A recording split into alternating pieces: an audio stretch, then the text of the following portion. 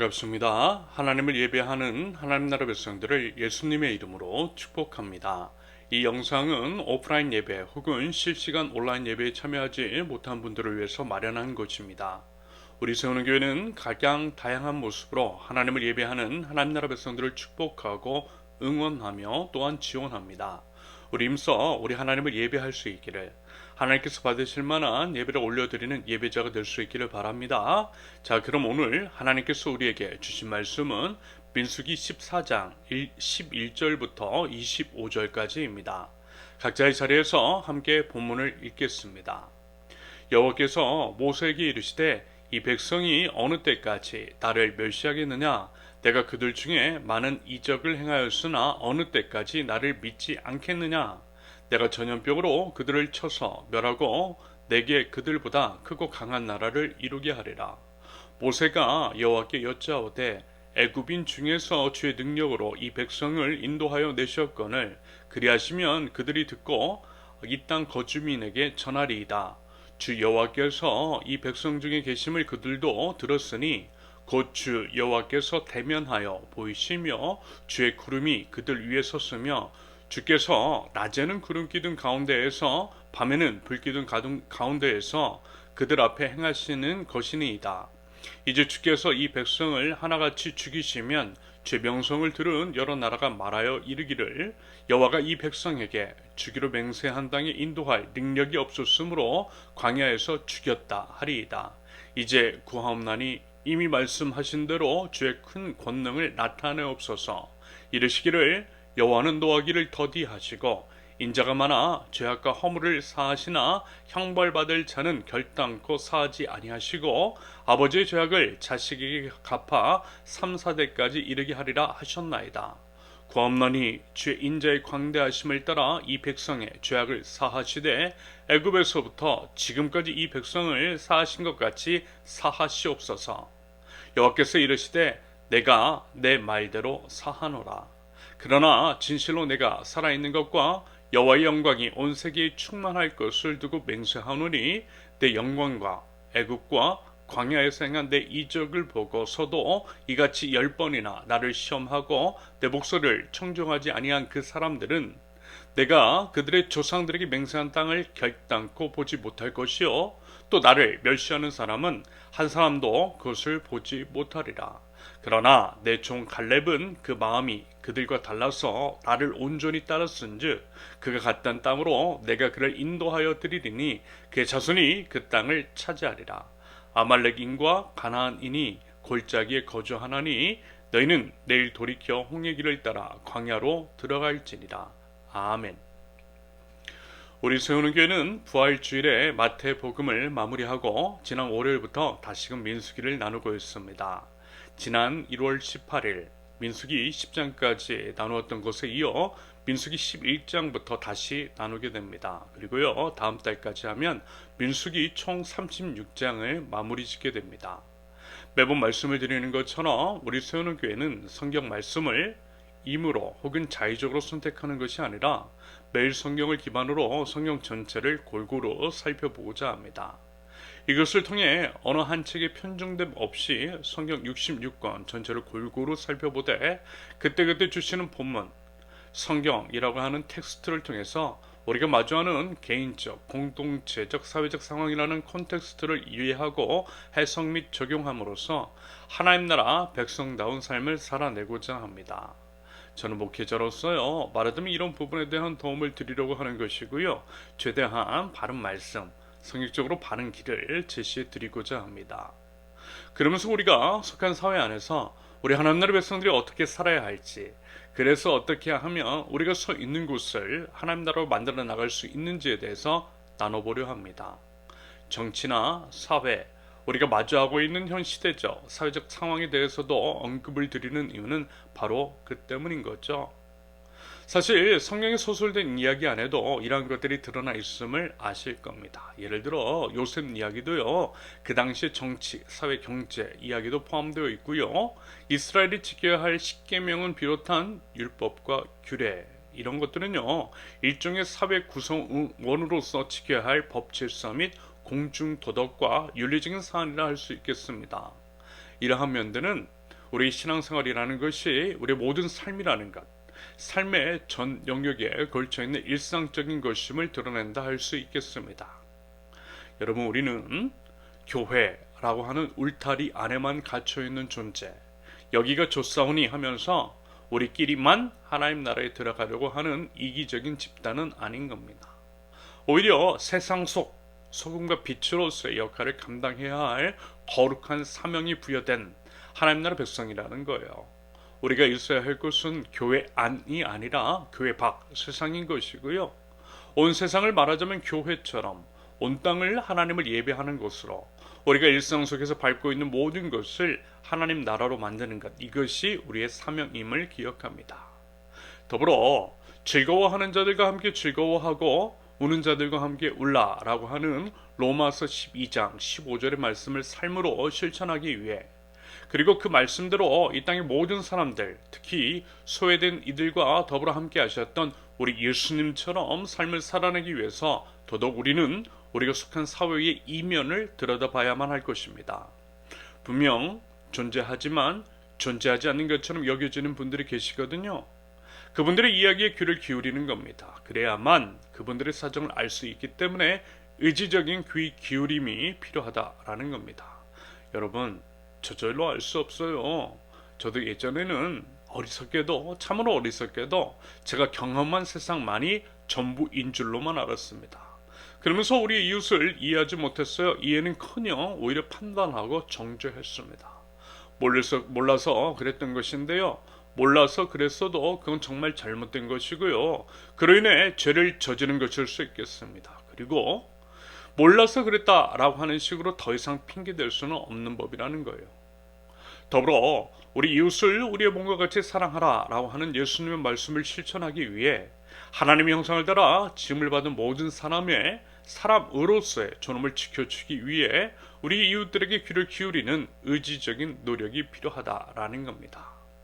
오늘 우리가 9년 전 오늘 있었던, 절대 다시는 있어서는 안 될 세월호 참사를 추념하고자 하는 것도 바로 그 때문입니다.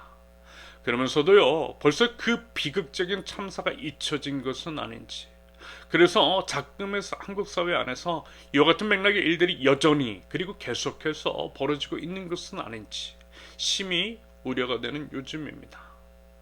여러분, 참으로 역사를 잊은 민족에게는 미래가 없다라고 하는 것을 유념해야만 합니다. 국가의 폭력으로 인해서 304명이 죽임을 당했습니다. 그럼에도 국가는 온갖 방법을 다 동원해서 그 죽음을 잊어버리게 하고 있어요. 이태원 참사 희생자 159명에 대해서도 그와 같은 짓을 벌이고 있더라는 겁니다. 그런데요, 너무 안타까운 것은 일부 교회가 그 부분에 앞장서면서 희생자들의 가족들에게 폭력을 가하고 있더라는 거예요. 이런 이유로 상처를 받고 교회를 떠난 유가족들도 너무 많다라는 겁니다. 여러분, 이게 과연 우리가 믿는 하나님, 제대로 된 기독교 신앙이 맞겠느냐라는 겁니다. 하지만 여러분, 성경은요 계속해서 이야기하고 있어요. 잊지 말라고, 죽음에 대해서 잊지 말라고, 폭력적인 죽음에 대해서 잊지 말라고 말씀하고 있음을 우리는 주지해야만 합니다. 우리가 십자가를 기억하는 이유, 예수님께서 자신의 못 박힌 손과 발, 창에 찔린 허리를 보여주신 이유가 다름 아닌 그 때문이었음을 기억해야만 합니다. 여러분, 우리는요 신앙의 중심이자 본질인 예수 그리스도의 십자가를 바라볼 때에 이런 점을 봐야 하는 거예요. 1차적으로는 우리를 구원하신 하나님의 놀라운 그 사랑을 봐야 하는 것이고요. 또한 예수님을 죽음으로 몰아넣었던 유대 종교 권력자들의 폭력을 봐야 하는 것이고, 불공정한 판결과 끔찍한 십자가 처형을 선고한 로마 제국의 폭력을 직시해야만 하는 겁니다. 예수님의 십자가를 통해서 인간의 잔인한 폭력을 바라보고 그러한 폭력을 예수님의 평화로 바꿔야만 하는 겁니다. 이것이 하나님의 자녀가 해야 할 마땅한 사명이라는 거예요. 마태복음 5장 9절, 화평하게 하는 자는 복이 있나니 그들이 하나님의 아들이라 일컬음을 받을 것이며, 가장 폭력적인 십자가를 예수님께서 이루신 평화로 바꾸고 하나님의 자녀인 우리의 평화를 향한 발걸음을 통해 이 땅 가운데 예수님의 평화가 임하게 될 때에 비로소 하나님의 나라도 임하게 되는 겁니다. 여러분, 당연히요. 제가 다 아는 것도 아니고 제가 다 하는 말이 다 오는 것도 아닙니다. 오직 하나님만이 완전하시고 우리는 하나님 앞에서 한계가 있는 존재임을 인정합니다. 다만요, 우리 주님 바라보고 우리 주님 의지하면서 노력하고 있는 것이고요. 함께 노력하자라고 권면을 드리는 겁니다. 여러분, 우리 함께 알아가자라는 거예요. 알기 위해서 배워가자라는 겁니다. 한 사람이 직접적인 경험으로 알 수 있는 것은 한계가 있으니 서로 알고 있는 것들, 서로의 생각들을 한번 나눠보자라는 겁니다. 독서 등을 통해서 배워보자라는 거예요. 유튜브도 괜찮습니다. 다만요, 선별해서 분별력 있게 살펴보셔야만 합니다. 여러분, 무지하고 무식하면 맹종합니다. 분별력이라는 것도 지식에서, 알면서 비롯됩니다. 알아야 분별이 가능하고 맹종하지 않을 수 있다는 거예요. 그러므로 힘써 배우고 알아보자라는 겁니다. 물론 쉽지 않지만, 하루하루 살아내는 것도 피곤하지만, 그럼에도 조금씩이라도, 아주 조금씩이라도 성경이라고 하는 텍스트와 우리가 속한 대한민국 사회라는 콘텍스트를 제대로 배우고 알기 위해 애쓰면 좋겠습니다. 우리가 함께 알아가고 우리 서로를 이해하고 이해를 통해서 사랑하고 알게 된 그것들을 서로 나누고 나누면서 서로의 생각들을 조정해 나가고 그러면서 그것들을 개인 및 공동체적 실천으로까지 이어지게 하는 것. 그러할 때에 우리 자신도 우리 교회도 우리가 속한 이 사회도 조금은 달라질 것이고 조금씩 희망을 꿈꿀 수 있게 되리라고 믿습니다. 우리 부디 그 믿음 가지고요, 무너진 사람을 세워나가고 무너진 공동체를 세워나가며 우리를 둘러싼 자연 생태계를 세워나가는 우리 세우는 교회가 되실 수 있기를 바랍니다. 오늘 본문은 하나님의 진노하심과 심판 예고, 그에 대한 모세의 기도, 그리고 하나님의 답변에 대한 내용으로 구성되어 있습니다. 먼저 민수기는 백성의 수를 기록한 책이라고 했죠. 약속의 땅인 가나안 땅에 들어가기 전에 백성의 숫자를 세는데 2번 센다라고 그랬어요. 처음 셀 때와 두 번째 셀 때의 시간이 약 40년 정도 차이가 나요. 말하자면 그 이유가 되는 본문이 어제와 오늘 그리고 내일, 즉 민수기 14장인 겁니다. 이스라엘이 가나안 땅에 들어가기 전에 하나님께서는 먼저 그 땅을 정탐하라고 명령하셨죠. 그러면서 지난 새벽 말씀에서 이런 말씀을 드렸잖아요. 하나님께서 약속해 주신 땅, 그 땅은 빈 땅이 아니었다라고 말입니다. 맞아요, 여러분. 다시 한번 말씀을 드리지만 하나님은 빈 땅 주시지 않으세요. 빈 땅, 아무도 없는 땅, 그래서 아무런 노력과 애씀 없이 취할 수 있는 것들, 보통은요 그런 식으로 주지 않으세요. 오히려 거주민이 있고 그래서 쟁취해야 할 땅을 주세요. 이것이 하나님 나라의 원리 중 하나인 겁니다. 이런 맥락에서요, 기도만 하면 뚝 떨어진다라고 하는 것, 이런 건요 바른 성경적 가르침이 아닐 수 있습니다. 우상 숭배자들이 거짓 신앙일 수 있어요. 그리고 자신의 노력과 애씀 없이 정당한 대가를 치름 없이 비나이다 하는 것으로만 복을 취하려고 하니 부정과 불법, 탈선을 저지르는 것이겠죠. 그로 인해 누군가의 희생이 발생되는 것이고, 우상 숭배는 이런 식으로 필연적인 희생행위 양상되는 겁니다. 우상이 창궐하는 사회일수록 억울한 희생자가 생기는 거예요. 하지만 여러분, 우리 신앙은요 생명의 신앙입니다. 모두가 함께 사는 신앙인 거예요. 그래서 기도만 하면 뚝 떨어지고 아무런 노력과 애씀 없이 복받는 기복주의적인 것과는 거리가 있다라는 겁니다. 그리고요, 기도만 하면 노력과 애씀, 정당한 대가를 치름 없이 욕심을 채울 수 있다면, 여러분 그것은 결코 공정한 것도 아니고 모두가 그와 같은 식으로 한다면 우리가 사는 사회는 사회 질서도 파괴가 될 것입니다. 하지만요, 하나님은 공정의 하나님, 질서의 하나님이시라는 거예요. 그리고요, 여러분 기도라는 것, 기도는 행동이죠. 기도하면요 하나님이 뭘 해야 할지를 보여주세요. 성령을 통해서든 말씀을 해주신다라는 겁니다. 보여주신 말씀대로 행동할 때에 기도는 완성이 되는 거예요. 여러분, 예수님도 기도하시고 십자가 위로 올라가셨습니다. 기도하시고 십자가 위에서 실제 못 박혀 죽으셨기 때문에 우리에게 구원이 임한 거예요. 예수님도 기도만 하신 게 아니셨다라는 거예요. 기도하시고 행동하셨어요. 행동하시기 위해서 기도하셨다라는 것도 맞는 표현일 수 있겠습니다. 그러므로 우리도요 기도하고 하나님의 말씀, 기도할 때 보여주신 그 말씀을 따라 삶 속에서 행하자라는 겁니다. 그러할 때에 하나님의 역사가 일어나는 줄로 믿습니다. 나중에 이제 지금 나누고 있는 본문에서 약 40년 후 가나안 땅에 들어갈 때에 요단강을 건너게 되는데요. 그때는 이제 요단강에 물이 가장 많을 시기였습니다. 물이 말랐을 때가 아니었다라는 거예요. 물이 차고도 넘치되 강물을 바라보기만 해도 무서움마저 들 정도로 강물이 휘몰아칠 때였다라는 거예요.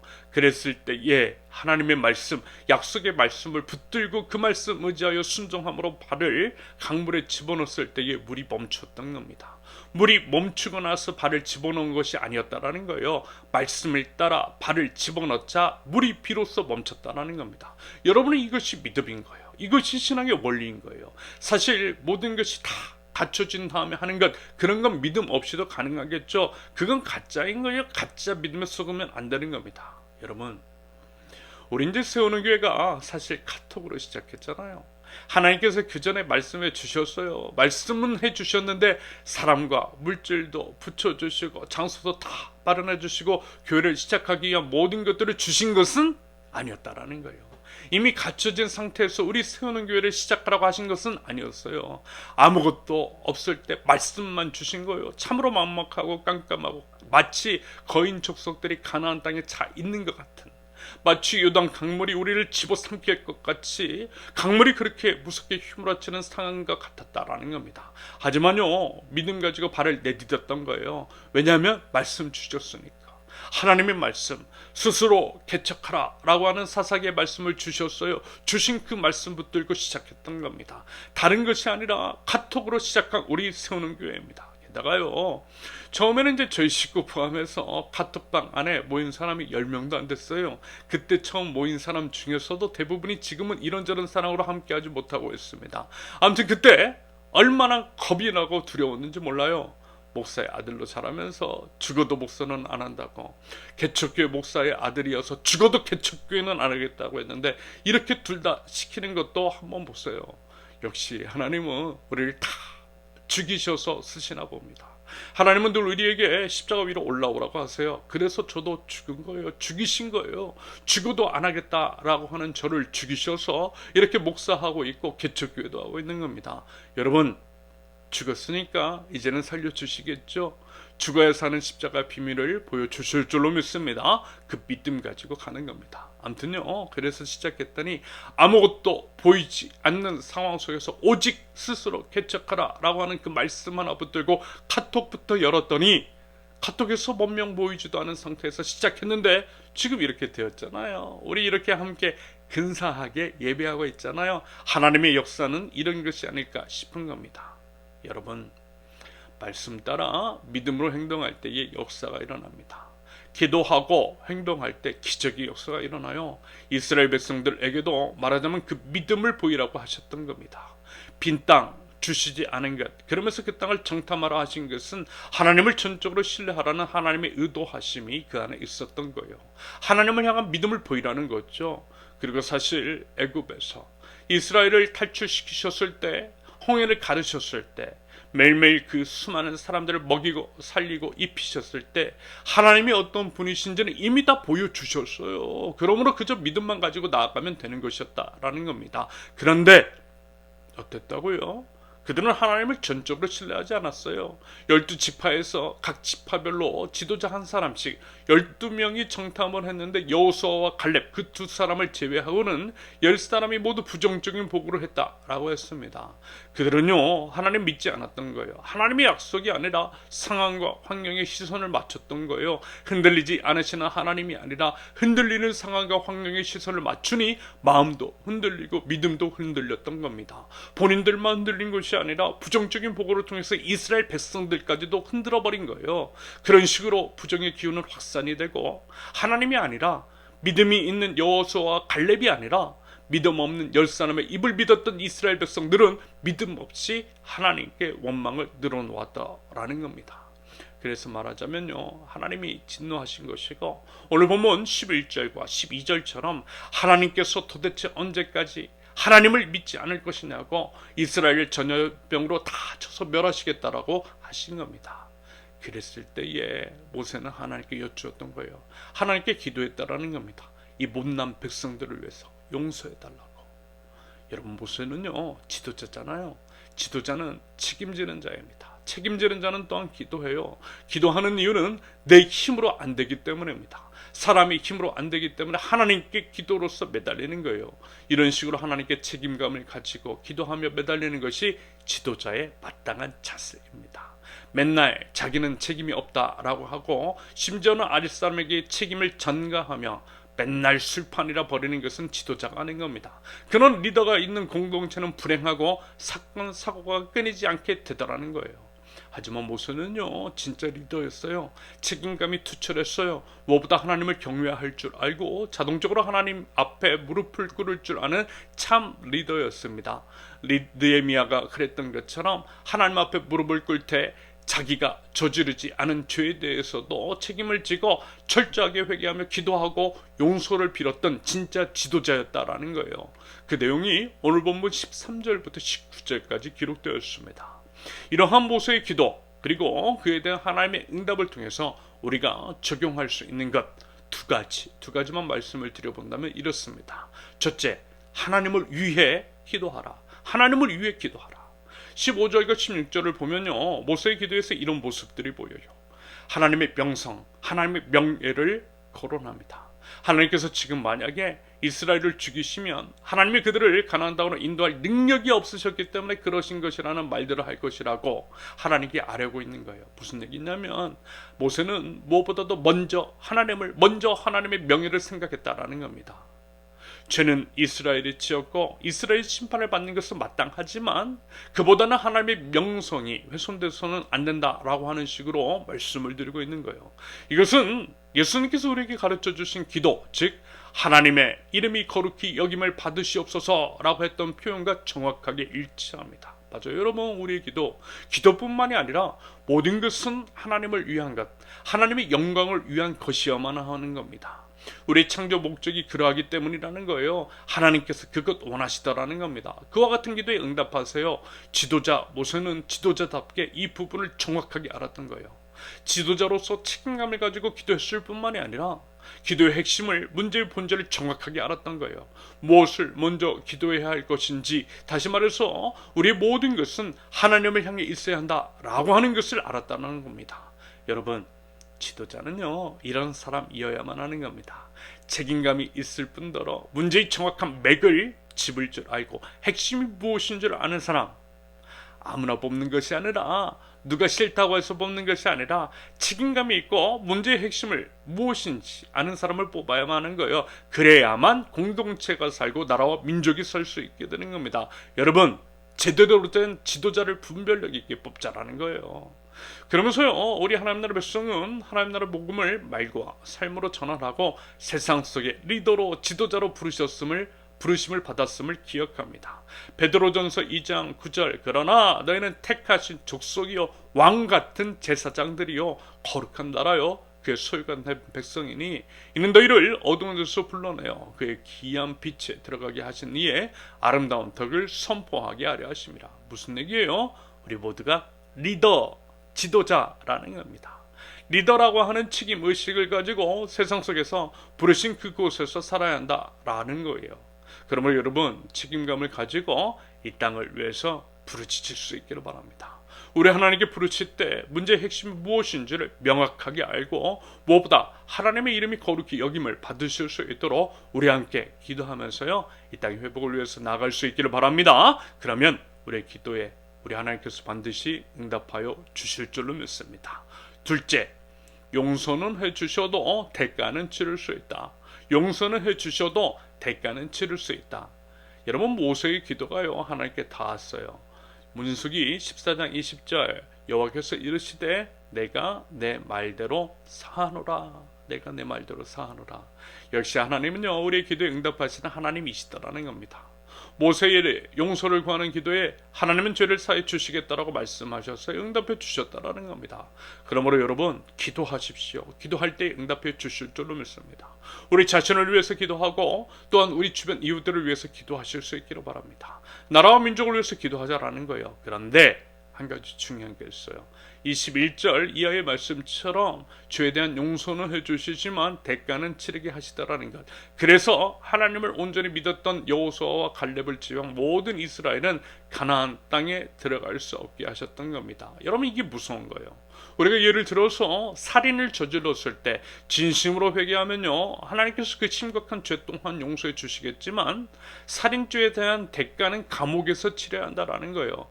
이미 살인의 희생양이 된 사람이 다시 살아날 수는 없다라는 겁니다. 여러분, 이 점을 꼭 유념하고요, 아예 죄를 저지르지 않도록 주의해야만 한다라는 겁니다. 이런 것 당연히 우리 힘으로 되지 않아요. 오직 우리 주님 의지하고 하나님 앞에서 몸부림을 칠 때에 우리 주님께서 지켜주시고 죄에서 구원해 주실 줄로 믿습니다. 우리 주님 의지하고 거룩한 삶을 살자라는 거예요. 죄를 멀리하는 삶을 살자라는 겁니다.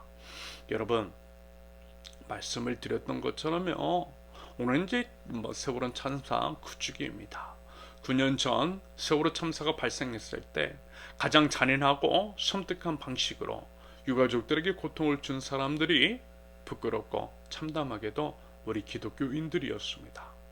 최근에 있었던 12.9 참사에서도 마찬가지였어요. 안 그래도 힘든 유가족 및 살아남은 희생자들에게 온갖 막말과 저주를 늘어놓았던 것이 우리 교회 다니는 사람들이었습니다. 어떻게 이렇게 잔인할 수 있는지 정말 이해가 가지 않아요. 그러면서 이번 달인 4월, 지난번 말씀을 드렸던 것처럼 제주 4.3 사건에서 학살의 주범이 한경지 목사의 영락교회의 서북청년회라고 했죠. 그리고 내일 모레 글피 4.19 혁명의 주 원인이 된 이승만 정권에 부패한 부역자들도 대부분이 장로고 교회 다니는 사람들이었습니다. 여러분, 우리 한국 역사를 제대로 한번 살펴보세요. 기독교 신앙을 가진 사람으로서 정말 부끄럽고 죄스러워서 차마 눈을 뜨고 볼 수가 없습니다.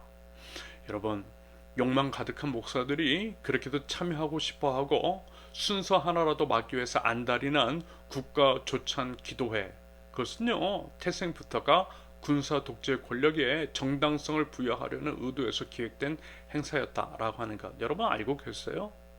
한국 대학생 선교회 CCC 김중근 목사가 만들었고요. 군사 독재에 협력한 대가로 그는 CCC 회관을 선물 받았다라고 합니다. 한국 교회사에 이런 것들이 너무 많더라는 거예요. 솔직한 이야기로 한국 교회의 외적인 증가, 여러분 이것은요, 부정한 권력과의 야합에서 비롯된 것임이 역사적으로 증명되고 있어요. 여러분, 당연히 우리 기독교 신앙 안에 이런 자들만 있는 것은 아닙니다. 이름도 빛도 없이 우리 예수님께서 걸으셨던 십자가의 길을 걷는 분들도 참 많으세요. 세월호 유가족 곁에서 가장 진실하고 따뜻한 위로를 건넨 것도 사실 우리 신앙인들이었습니다. 그래서 여러분, 우리 한번 진지하게 한번 묵상해 보자라는 거예요. 도대체 무엇이 예수님을 믿는 신앙인 걸까요? 여전히 진상 규명이 되지 않는 상황 속에서 그만 좀 하라며 악담을 늘어놓는 것이 신앙인의 길인 것일까요? 아니면 고난당한 이웃과 끝까지 동행하며 함께 울고 위로하는 것이 신앙인의 길인 것일까요? 그리고 여러분, 우리가 세월호 참사를 계속해서 추념해야만 하는 이유는 그와 같은 비극이 다시금 이 땅에 일어나지 않게 하기 위해서입니다. 기억하지 않으면 비극은 또다시 반복되더라는 거예요. 여러분, 예를 들어 세월호 참사에 대한 진상 규명이 이루어지고 제대로 된 대책들이 우리 사회 안에 마련되었다면 과연 12.9 이태원 참사가 일어났을까요? 아니요, 저는 아니라고 봅니다. 바꿔 말하면 앞으로도 이와 같은 참사는 계속해서 일어날 수 있다는 겁니다. 왜요? 제대로 진상 규명도 되지 않고 책임자 처벌도 없었기 때문에. 그러므로 계속해서 참사를 기억하는 것은 그와 같은 비극이 더 이상 이 땅에서 일어나면 안 된다라고 하는 항변인 겁니다. 우리가 계속해서 십자가를 바라봐야 하는 이유는 더 이상 죄의 노예처럼 살면 안 된다라는 거예요. 그것 깨닫고 거룩한 나라 백성처럼 살기 위해서 계속해서 예수님이 매달리신 십자가를 바라보고 십자가를 기억해야 한다라는 것과 이것이 일맥상통하는 겁니다. 그리고 세월호 참사도 12.9 이태원 참사도 여러분, 이것들은 우리가 속한 사회, 거대한 우상사회에서 일어난 수많은 비극 중 빙산의 일각일 뿐이라는 것. 여전히 사회 곳곳에서 수많은 사람들이 죽어나가고 있어요. 약육강식의 원리가 지배하는 동물의 왕국에서 가장 약한 동물 먼저 잡아먹히는 것처럼 우리 사회 안에 있는 약자들부터 희생양이 되어가고 있다는 거예요. 약한 사람들부터 잡아먹히고 있는 겁니다. 우리 눈에만 안 보일 뿐 지금도 수없이 많은 사람들이 죽어가고 있다는 거예요. 세월호 참사와 12.9 참사는 그런 수많은 사건 중에서 겉으로 드러난 몇몇의 사건 중 하나일 뿐이라는 겁니다. 드러나지 않는 것들이 더 많고 언제든 폭발할 수 있다는 거예요. 세속에 잠식되어 있고 우상에게 제의식을 드리고 있는 이 거대한 우상사회 안에서 우상의 죄악을 끊어내지 않으면 언제든 어디서든 참사가 일어날 수 있다라는 겁니다. 그것을 막아야만 한다라는 거예요. 우리가 해야 할 일들이 그런 일인 거예요. 사망의 냄새를 맡고 생명꽃 향기를 피워내야만 한다라는 겁니다. 그래서 여러분, 앞서 말씀을 드린 것처럼 세상 속 리더로 부르신 우리가 먼저 회개하는 마음으로 기도해야만 하는 겁니다. 용서를 구하는 기도를 우리 하나님께 기도 드려야만 하는 겁니다. 참여하는 마음으로 기도해야 하는 거예요. 한국 사회가 이렇게 된 것은 결국 우리 때문입니다. 우리 신앙인들이 세상과 결탁하고 교회가 세속에 잠식되어서 그런 거예요. 교회가 타락하니 세상은 말할 것도 없는 것이겠죠. 교회마저도 승자독식, 약육강식, 배금주의, 성공주의와 같은 세속적인 논리에 잠식되어 있으니까 세상은 말할 것도 없는 것이라니까요. 여러분, 나는 아니라고요? 아니요. 그런 태도는 하나님 나라 백성답지 못한 겁니다. 그것은요, 기껏 지도자로 뽑아놓았더니 책임을 회피하는 정치인과 똑같은 비겁함인 겁니다.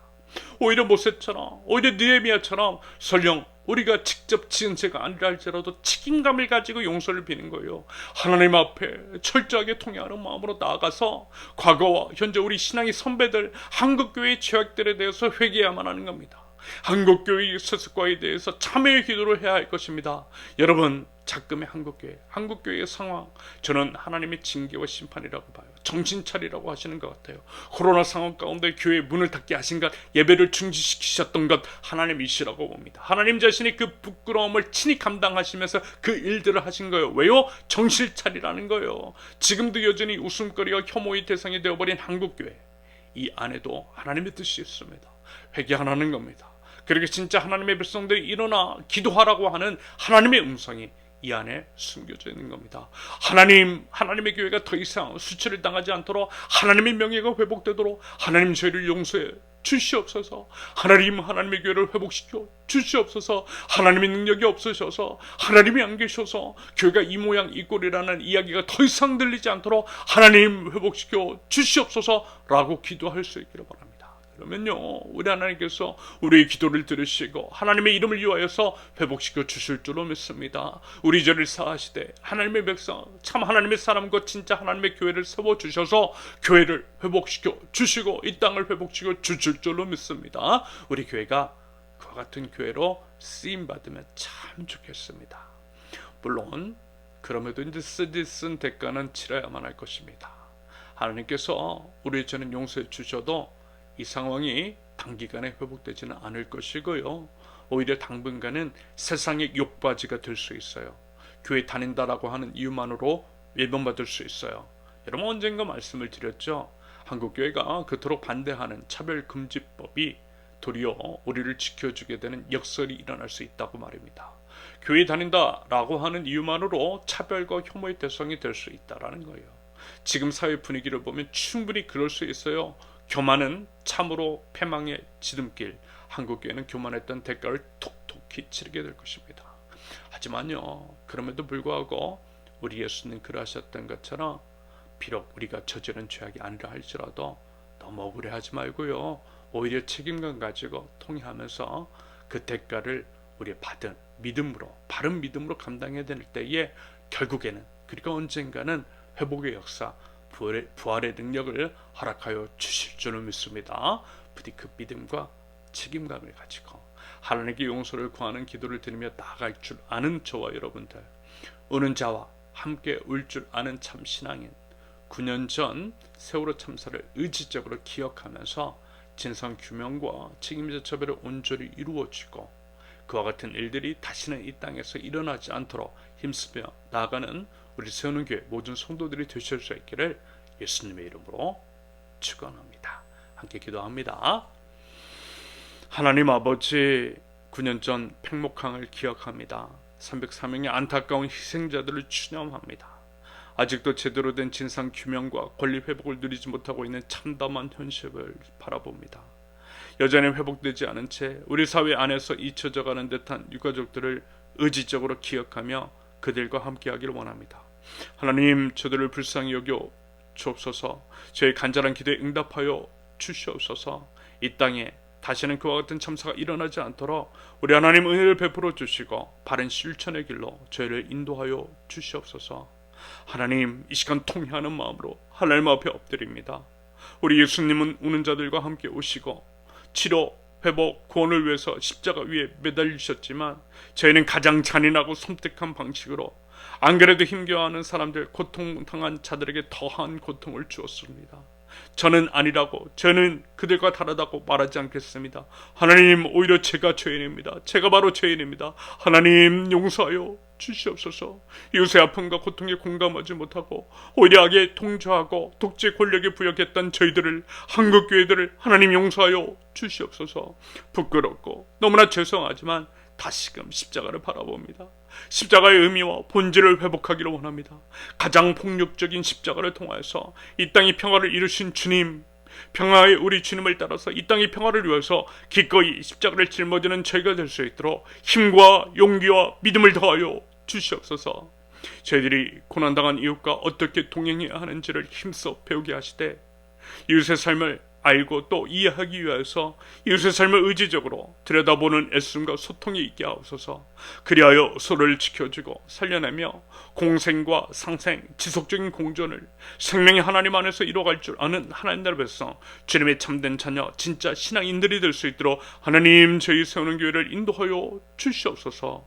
세우는 교회를 시작하시고 세워가시는 주님, 저에게 믿음을 더하여 주시고 이제까지 역사하셨던 우리 하나님을 기억하고 그 은혜의 감사를 드립니다.